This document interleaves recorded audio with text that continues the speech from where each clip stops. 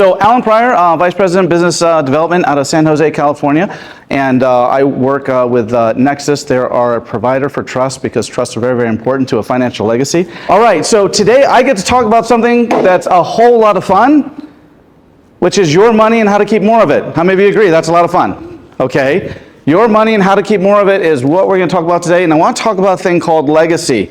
All right. Most people that I know of, when they start a business, it's primarily because they don't want to work for somebody else the rest of their life, right? But they want to build something they can pass on, something that goes to their charities, something that goes to their heirs, right? And that's what we're going to talk about today is building that legacy and using trust to do it. So I want to start off with getting out of the way of the light, right? I want to let you know that in full declaration, I'm not a CPA, I'm not a tax attorney, I'm not an enrolled agent, I'm not somebody that has any authority to speak to you about taxes or how to prepare them, but I know my space and I know it very well, okay? I want you to see up there, it says, out of the IRS Handbook, section 412, there's a difference between tax evasion and tax avoidance.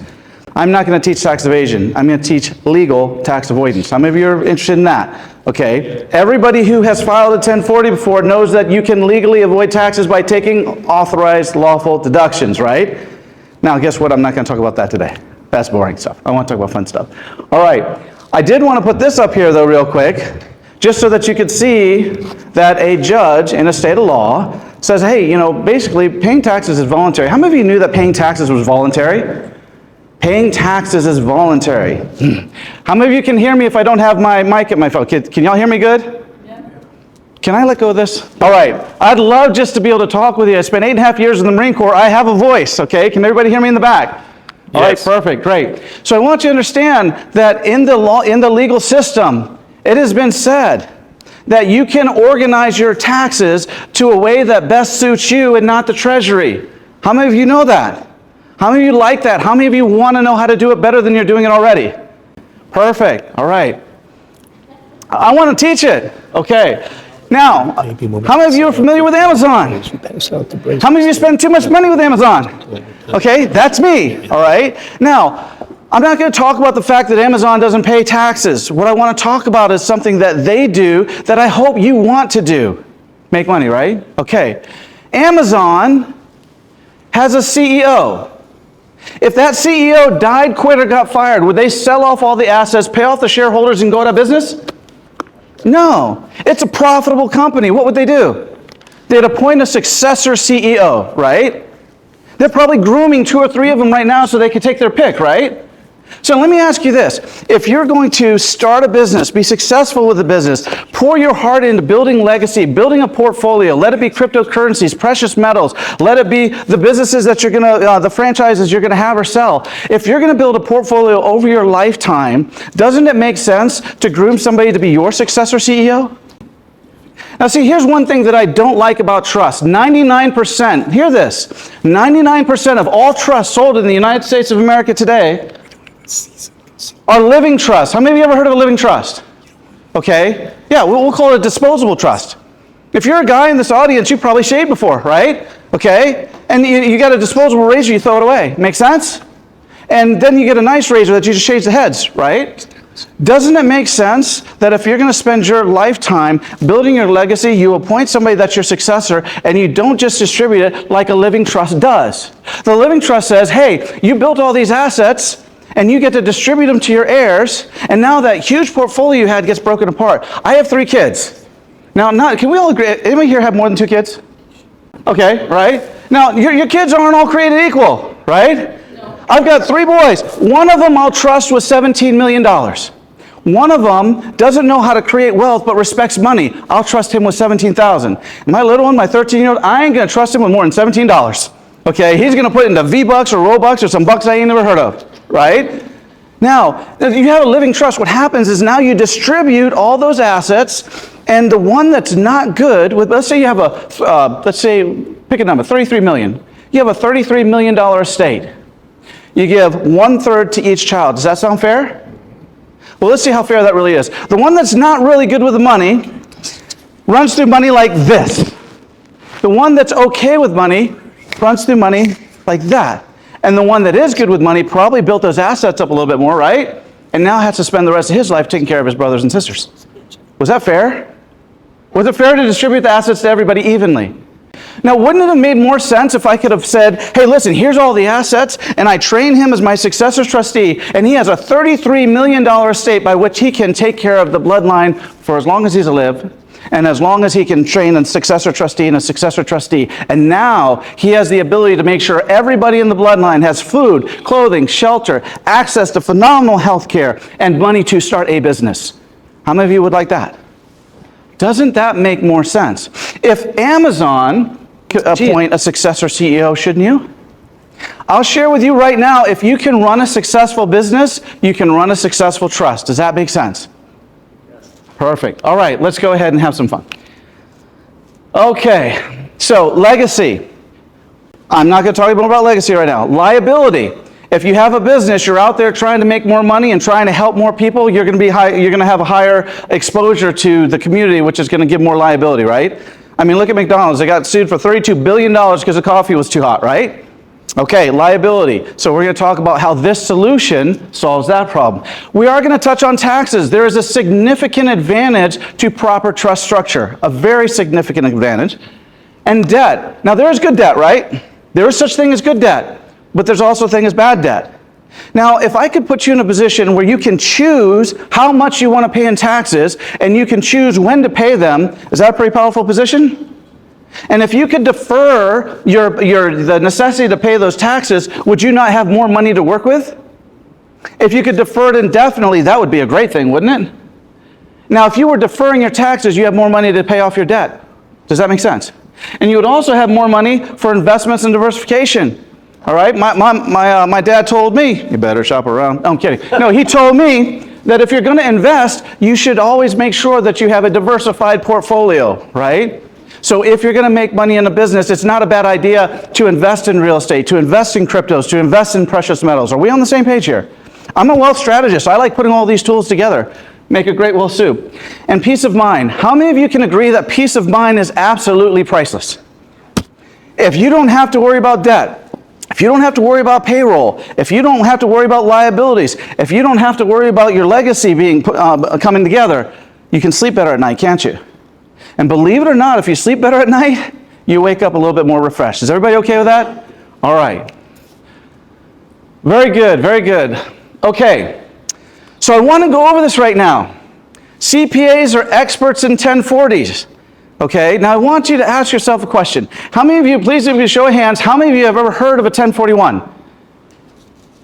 Perfect, a handful of people in the room, all right? I want you to understand this is how the wealthy amass wealth. This is how the wealthy protect themselves from taxation, how they legally avoid taxation, all right? Now, why is it your CPA, your tax attorney, you're an old agent has never talked about a 1041 when this is probably the single best way to secure your income? All right, well, let's go ahead. I want all of you to think for a moment. Imagine if you were an expert at the 1040, if you knew all about the code and all about the deductions and everything, and you were going to make a lifetime living on that. And you said to yourself, wow, when I look at the income producers, 99.9998% of them do a 1040. And only 0.0002% of them will ever touch a 1041. Where should you be an expert? On the 1040, right? Because if most people are going to fill out a 1040, don't you want to be an expert in that because you want to be in business, right? So why learn a 1041 if so few people are ever going to see it? Does this make sense?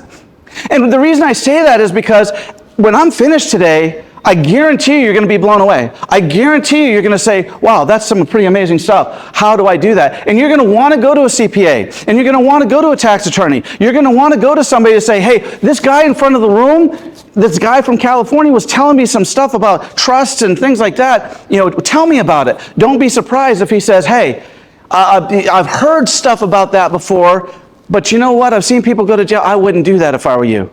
What your CPA is really saying is, I don't know anything about a 1041. I've never successfully filed 1041s. I've never helped somebody do that, and I don't want to put my reputation at risk. Does this make sense? So when you go to look for this information, one of the first questions you should ask is, how many 1041s have you successfully filed? How many have you done in this? How many of you have ever been married? Anybody more than once? Well, okay, so anybody that's been married more than once didn't say, I'm never getting married again. That didn't work, right? So if somebody didn't do the 1041 right and got in trouble, guess what? It's no surprise. But then we do it again and we get it right. So when our company, when Nexus has filed over 10,000 1041, over 10,000, been through 3 successful audits, all of them came back, no further taxes due, no further amendments required. That's about as bulletproof as we can get. Does that make sense? Perfect. Let's have fun. Oi, oi. I just wanted everybody to know, when I talk about a 1041, it's a real form. Okay? Now, we talked about legal. I wish the word legal and illegal didn't sound so much the same, right? These are legal tax deductions. You know, on a 1040, you can legally make deductions. And I wanted you to see that oh gosh, which one of these buttons is it? We have spaces to do legal tax deductions. No different from a 1040. Does this make sense? All right, cool. Who's got the laptop? All right. So I'm going to come up to a point where I'm going to ask you to click a link. All right. We're not there yet. All right. Not yet. Not yet. Okay. I just, he was on his phone. I just want to, get him hot and sweaty. All right. All right. So Judge Hand has this quote here, which I think is amazing. In America, there's 2 tax systems, one for the informed, one for the uninformed. I said something a moment ago. I said paying taxes was voluntary, and some of you were like, what the heck? No. This is from the courts. So I want you to understand, if you've been filing on a 1040 since you started, since you made your first dollar, you've been filing on a 1040, you have been in the uninformed category.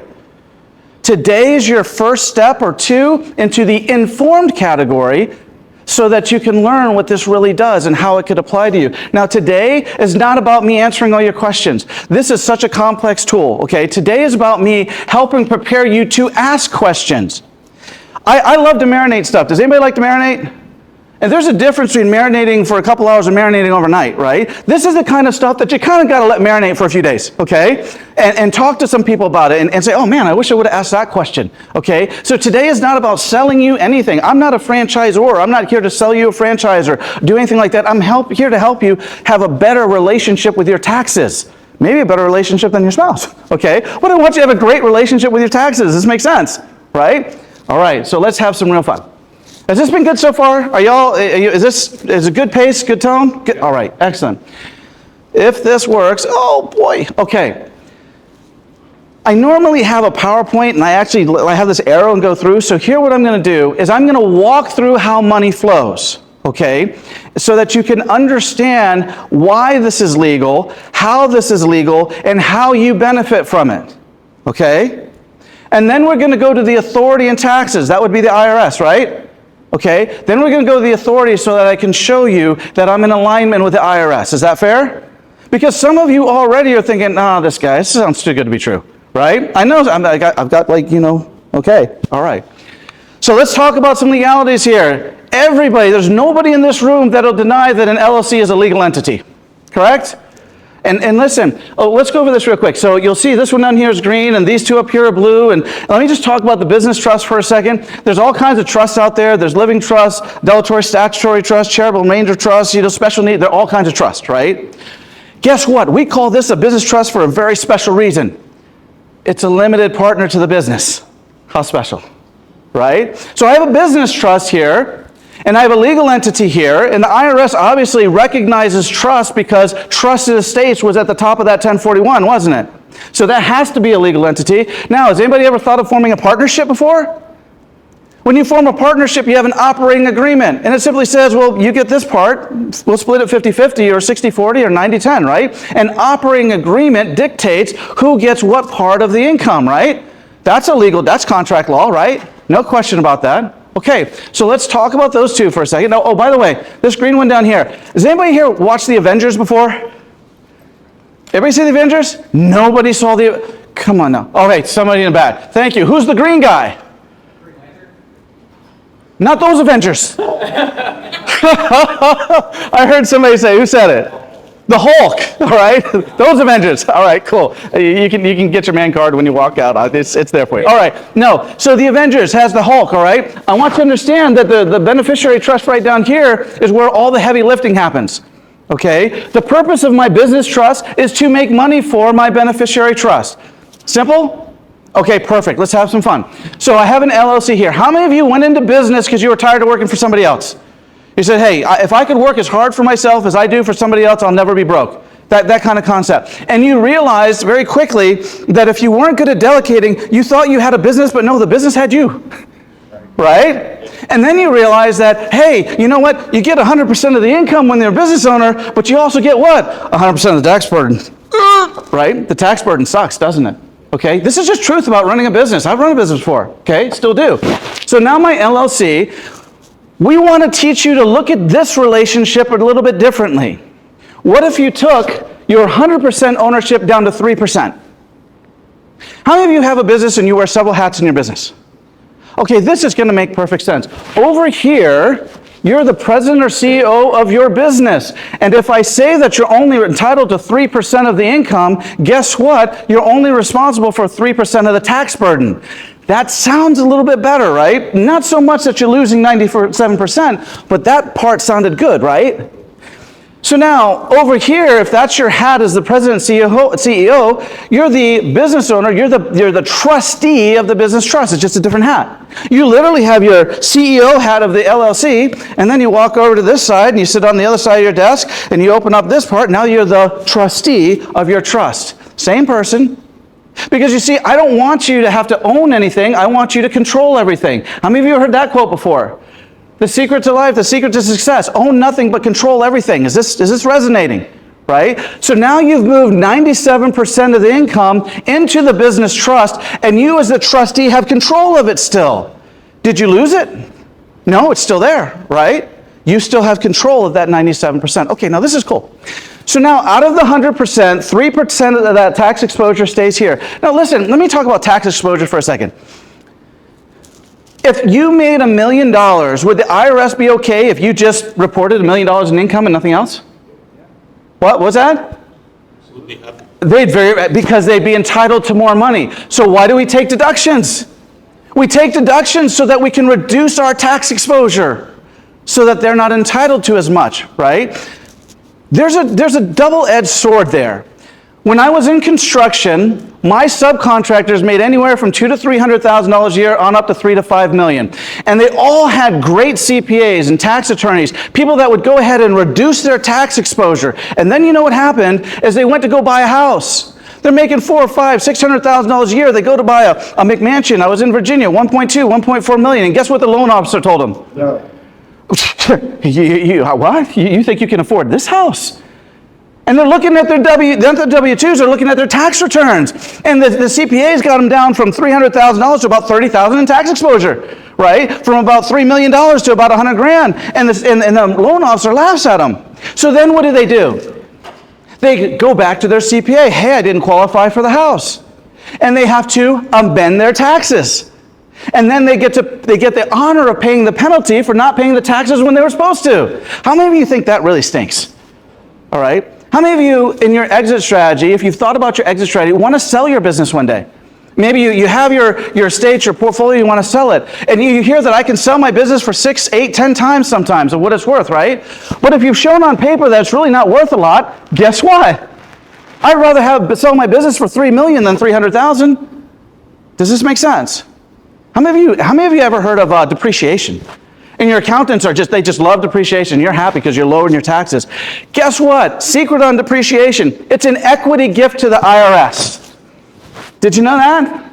Because if let's say you buy a property for $200,000, you depreciate it to zero over 10 years. Then you go sell the property for $600,000. You're paying capital gains on $600,000. It's an equity gift to the IRS. What if there was a better way? Plus recapture. Thank you. What if there was a better way? All right, so that's what we're talking about. We have an LLC. We want to keep that LLC as strong and as healthy as possible for maximum profitability. Is everybody okay with that language? All right. Now I move 97% of the tax exposure over into my business trust. Who do you think has a better ability to mitigate taxes? You over here in the LLC or the business trust? And y'all probably said business trust because that guy would be up in front of the room if it wasn't, right? So now, as a trustee with a spendthrift trust, you have a choice between filing a simple tax provision or a complex tax provision. Now, I don't want to get all the taxes and filing. Let's keep it very, very simple. If you owe money on a 1041, because we're telling the IRS that out of $1 million, we have $970,000 of tax exposure, we're going to put it on the 1041. I'm not going to teach you tax evasion. You're going to declare it on the 1041. And then you're going to do what a normal business person would do, is hand that off to somebody else. Now, if you have a business, have you ever 1099 somebody to reduce your exposure and put that exposure back on them? That's totally normal. So guess what? A trust can do it too. So my business trust now says, I'm going to go ahead and move that $970,000 down into the beneficiary trust. On the 1041, it's declared that it came in, and on the simple tax provision, I'm showing that it's going out. As long as the IRS can see the money move, are we evading taxes? Absolutely not. Okay, so now, what's my tax exposure here? What was my tax exposure here? $30,000 out of $1 million made, and I hope you all make 10x that. Out of $1 million made, you have a $30,000 tax exposure on your side and 0 on your business trust. Now, all of you are intelligent people, and you're saying, well, but you just moved the exposure to here. Aha, I sure did. There's $970,000 now being reported on the 1041 for the beneficiary trust, but now we get to do a complex tax filing. Now listen, you're not going to do the filing. Well, let me say that. Some of you might want to do your taxes. I'm telling you, you don't have to. We have qualified people that this is what they do, okay? So now as a trustee, you can file the complex provision which says you're going to receive $970,000, and then step 2, you're going to allocate it to corpus. Raise your hand, please. Give me a nod if you've ever heard of allocation to corpus. Allocation? Allocate to corpus. Maybe not, but I guarantee you the wealthy have, because they've been doing this for decades. So how many of you are familiar with an IRA? With an IRA, your money grows tax deferred. Can the government tax an IRA? They don't tax the IRA. What do they tax? They tax the distributions, right? So very similar, you have an IRA, which is a bucket of money that says, I'm going to let this grow on a tax-deferred basis. And corpus is the investment body of the trust. It's the bucket of money that the trustee is going to use to grow the assets of the trust. Does this make sense? The purpose of a trust is to take care of the beneficiaries, right? The role of the trustee is to grow the assets of the trust. Let it be real estate. Let it be precious metals. Let it be crypto. Let it be other franchises. Let it be anything. That's the role of the trustee. Is this making sense? Okay? So now, we have $970,000 that went into this beneficiary trust. We reported it on 1041. We reported that we're going to allocate it to corpus. Hey, I'm setting this aside. I'm setting this aside so that I can grow the value of my trust. And then we report on the 1041 that we're not going to make a taxable distribution in that year. If I've done that, have I not successfully deferred my tax obligation in the year? Right? If I did it in year 1, can I do it in year 10? Yep. If I did it in year 10, can I do it in year 10,000? No, you're dead. Thank you. Thank you. You stole my joke. Appreciate it. You can't, but guess what? You trained your successor trustee to continue and learn how to defer those taxes. Listen, if anybody that tells you trusts don't pay taxes, they're lying or they don't know what the heck they're doing. Anybody that tells you that, trusts don't pay capital gains taxes and you can deduct everything in a trust, they are lying and the IRS is coming after them, and I'm glad, because there are bad actors in this industry. Less than 1% of the professionals I know how to do this and do it right. So it's important to have the right people doing this. Doesn't that make sense? So all I'm talking about is putting you in position to where you get to choose how much you want to pay in taxes, and you get to choose when you pay in taxes. And if I can show you how to defer taxes legally in 1 year, I can show you how to legally defer them in 10. Now, when you have this extra money that you're not having to pay in taxes, can you invest? Can you pay off your debt? Can you buy more franchises? Can you have better health care? Can you have more peace of mind? All right? This is part 1 of two parts, okay? I don't have time to go into part two because I know that naturally, if you're looking at this, you're saying, my gosh, that sounds really cool, but what do I do when I get all the money there? Yeah, I mean, now that it's in the beneficiary trust, what do I do? Could you click on this link? Because some of you are saying, man, this guy... Now hold on, you'll get applause in a minute because I'm going to need you to scroll. Get ready to scroll, all right? All right, I'm going to end with this because a lot of you are thinking, man, this sounds really too good to be. Is there anybody that's thinking this is too good to be true? Okay, thank you. Thank you for being honest, all right? You see this part here where it says abusive trust? You got to think this guy's pretty bold if he's going to the part where it says abusive trust tax evasion schemes, right? Okay, but I want you to see something here. You see where it says facts, section 2? If you go and do your own due diligence, and I hope you do, okay? If you do your own due diligence, the algorithms at the IRS are going to move you to section 1. Section 1, not section 2. Because in section 1, they're going to give you so much information, so much stuff that'll confuse you, give you anxiety, and you might think, forget this. I don't know what this guy was talking about, but okay. But you know what? I'm going to show you how the wealthy hide in plain sight. This is what's in section 2. Don't you think if we're going to talk about trust and trust taxation, basic trust taxation rules should be where we start? Don't you think so? And look at right here. It says a valid trust is a legal arrangement creating a separate legal entity. So we know that the IRS, they recognize trust.